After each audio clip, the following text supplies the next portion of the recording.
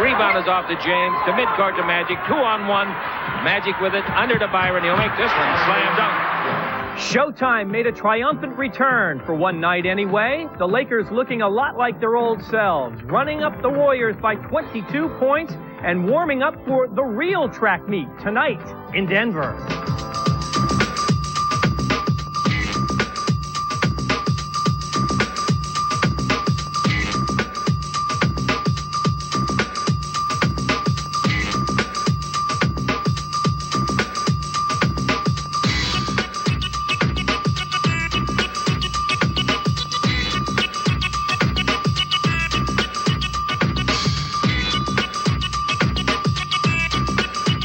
Hi, everybody. I'm Joe Fowler, and welcome back to the Laker pregame show.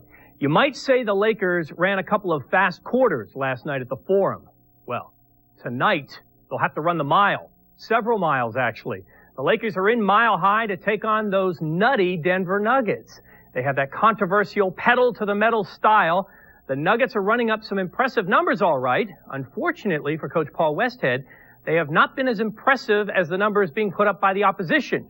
The Nuggets scoring 132 points a game, but giving up almost 147 a game. That's an unprecedented total. Denver, 1-8.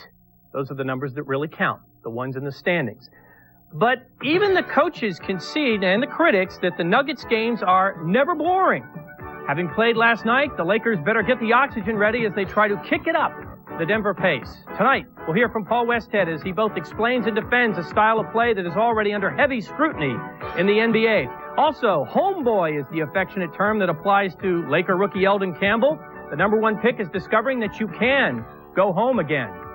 First, however, with this shot of Dennis Rodman, we will worm our way into our first commercial. When we come back, the Rookie Report featuring Phoenix's C.C. Ryder. Also, the young point guard who is making scouts learn their lesson the harder way.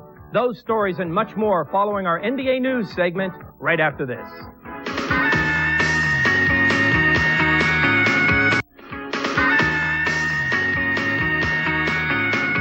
Well, it's our pleasure to present a new feature that we're going to bring to you on a regular basis as the season progresses. It's called Rookie Report. And tonight we profile one of the real sleepers in the draft. His name is Cedric Ceballos from nearby Cal State Fullerton. Ceballos was selected in the second round, way down at number 48. But what a pick for Phoenix. They call him C.C. Ryder, and he sure rode high the night he scored 32 points in just 25 minutes against the Denver Nuggets. Guys don't expect me to come in and score that many points. I'm like a sleeper, as we said in college. So most of the time they just say, oh, it's just some rookie that just came in the game. You know, we don't have to play them that hard. And I get going a little bit, then they're kind of waking up. But I hope it just continues, that they hope not to just try to put everybody on me or defense me well and just let me score.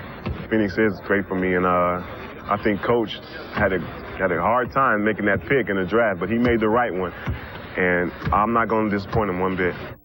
Ceballos is an example of drafting to fit your team's style. Is he perfect for the Suns' up-tempo style? CC, he is, without a doubt. Which brings us to one of the great finds of last year's draft. The scouts said that this little guard from Texas El Paso couldn't shoot the ball, but they've since discovered that they were wrong, the harder way.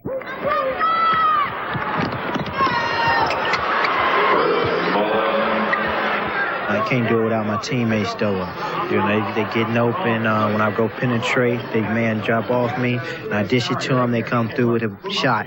I'm shooting the ball well, going to the hole well. I just feel good about it. Tim runs the court runs the team out on the court. Like I said, what makes him good, though, is he usually makes good decisions. And for a young player, you know, that's saying a lot. We communicate together. You know, his job is to run the team on the floor. And if I want to run something, why, I'll get his attention. If not, why, then he calls it. I'm just his eyes and ears out there on the court. And, when I think we're in trouble, let us run a play and let us get going. And, I think I'm doing a real good job at it. It's all right. Everybody likes it. Hardaway averaging 22 points and over 10 assists a game. Now that's joining the elite club of Western point guards like Magic, KJ, John Stockton, and Terry Porter. Nice company if you can keep it. Meantime, Dennis Rodman says he plans to keep the award that he won last season as the NBA's Defensive Player of the Year. I feel great. The ankle is still sore a little bit, but hey, that's not going to happen me for doing anything that I want to do. You know, guys think that I'm going to take them off the dribble, I'm going to do this, I'm going to do that. Hey, they got another thing coming. You know, because I can play defense.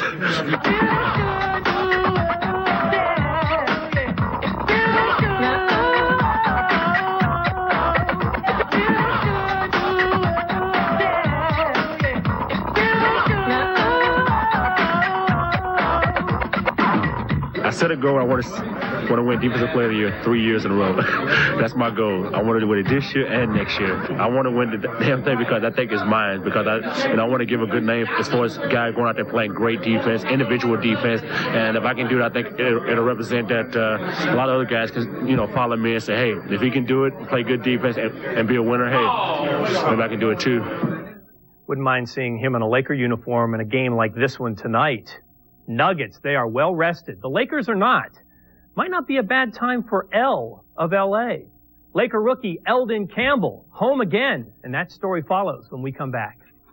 We got a battle of the streets like 117th Street. We'll play 115th this week, 116th, 118th, spinning. These are some pretty good games.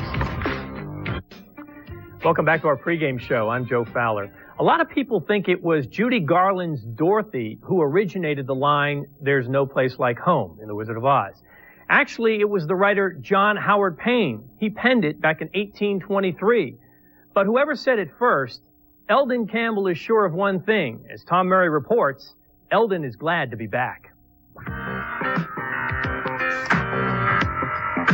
It was Thomas Wolfe who wrote, "You can't go home again." But to Eldon Campbell, old Tom was just crying wolf.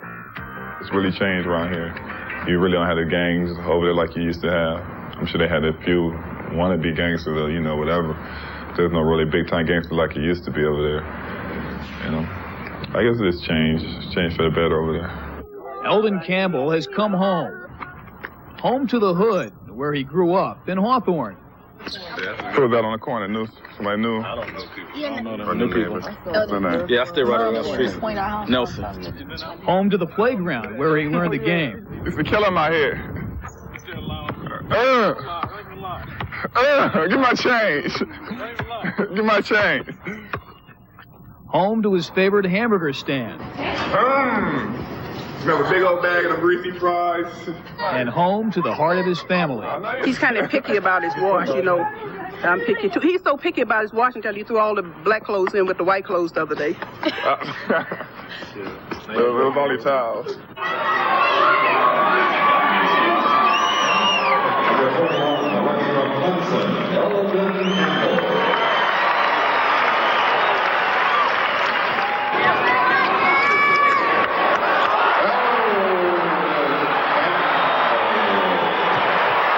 Low it goes to Hill. He puts it up, and it's blocked by Campbell to Teagle. Teagle drives around Marcellonis, who knocks it loose, and Worthy picks up the garbage. In low to Campbell at the base. 13-footer, good foul. Eldon Campbell is proving that you can go home again.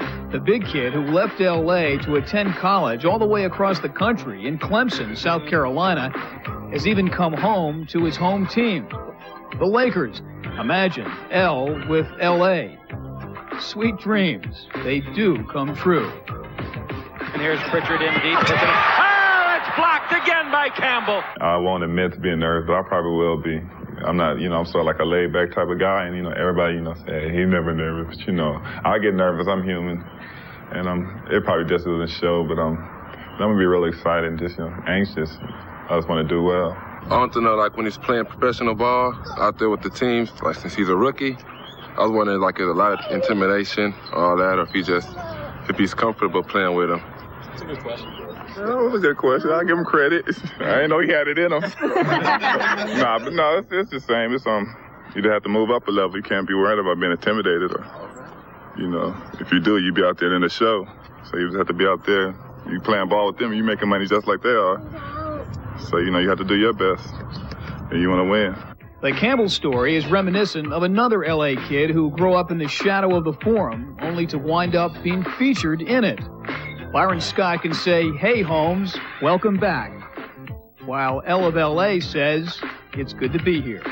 I know it's a lot of little kids in the, in the neighborhood that I know that look up to me. You know, I just want to do the thing that's best. You know, I want to make a good example. You know, I feel that I do owe that to the community. Being from LA myself, I know about the gangs, and I'm all along the coming up, me growing up through this, I've seen nothing but bad come out of this gang banging. What's the idea? It makes no sense to shoot or kill each other over nothing. I just want to show them that you can, succeed. Not just being an athlete, whatever you want to do. I guess it worked out for me. New Lakers.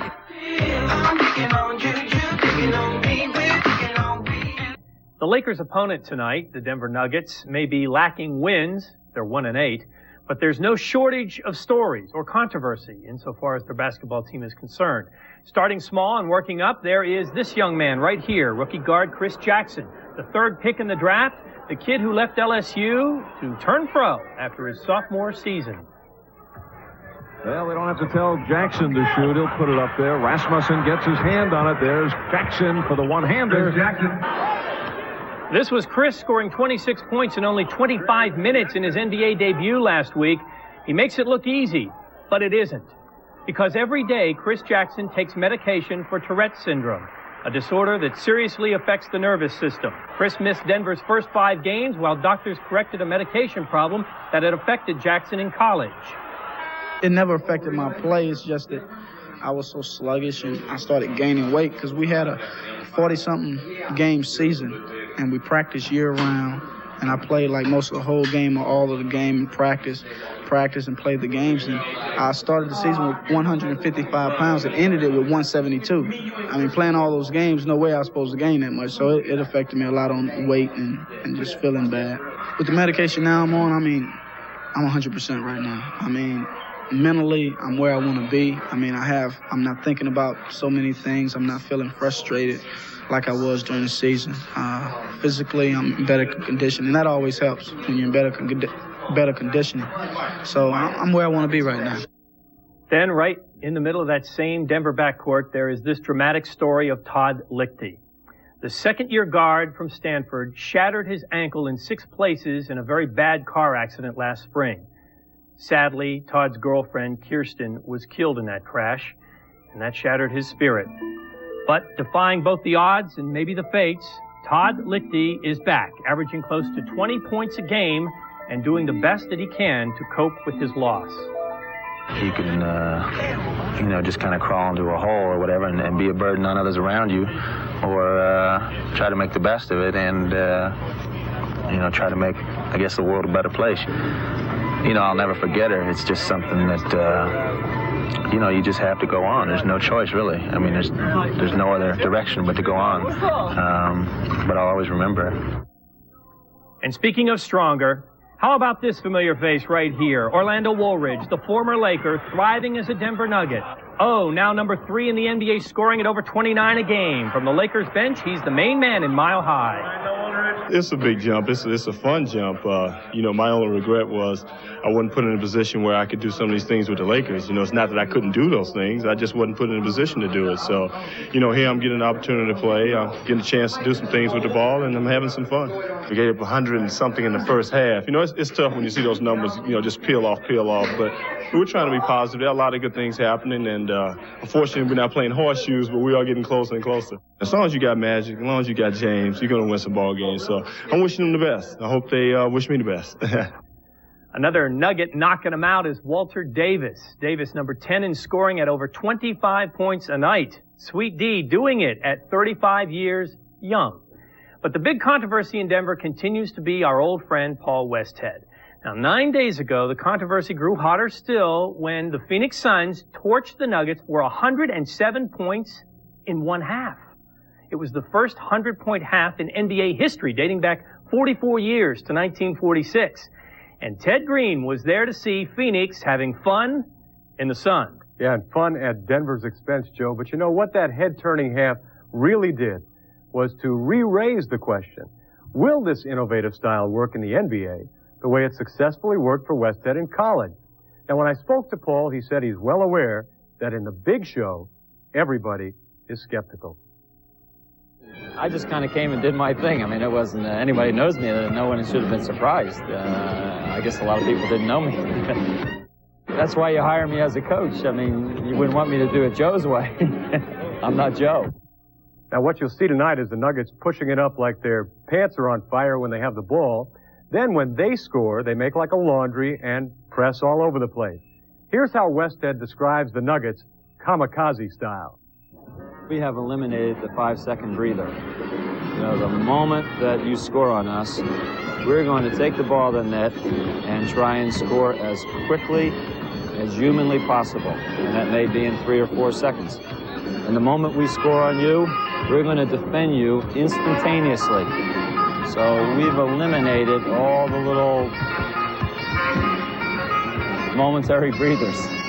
Anytime there's an idea that changes the whole look at a game or at a business, I think there's always a question, the Robert Frost line, good fences make good neighbors. You know, we've always had a fence between our neighbors, so, and of course Frost was the one who said, well, why do you have that wall? Why don't you take it down? You don't need a wall. Well, we've had a wall for 100 years. Like, we got to have the wall. So you have to play basketball at a kind of methodical, in-between pace where everyone gets their bearings and everyone feels comfortable, and then ready, set, go, attack. Well, we cut out the ready, set, go. The Nuggets are allowing 147 points a game. Now, no team has ever given up more than 125 for a season, and so people say there's no D in Denver, and the whole league is dubious. But it's not really us, the media and fans, that Paul has to convince. It's his boss, and it's his players. You can't just do a 5-minute pitch and say, well, here it is, guys, and they say, oh, that's terrific, I'll buy it at the encyclopedia. I mean, it's a process, and the process is that this is what we do, this is what we work at. Our fellas have seen in streaks of games where it has been marvelous, so they have they've had some teas, they see.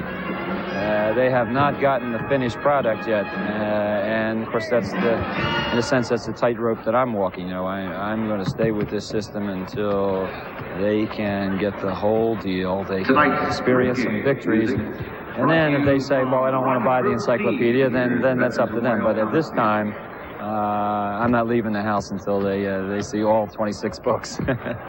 Right now, the Nuggets with one win in the books, and the Lakers, Joe, are next in the table of contents. Oh, there's some opportunity for some serious points tonight. You expect a dash back and forth, right? This appeals to the Lakers' macho and to their personality. This is what the Lakers have been Showtime for the last 11 years. They will not turn down the challenge of running with Westhead's Nuggets. All right, it's going to be entertaining. Thanks, Ted. We're going to wrap it up and send you to this track meet right after this.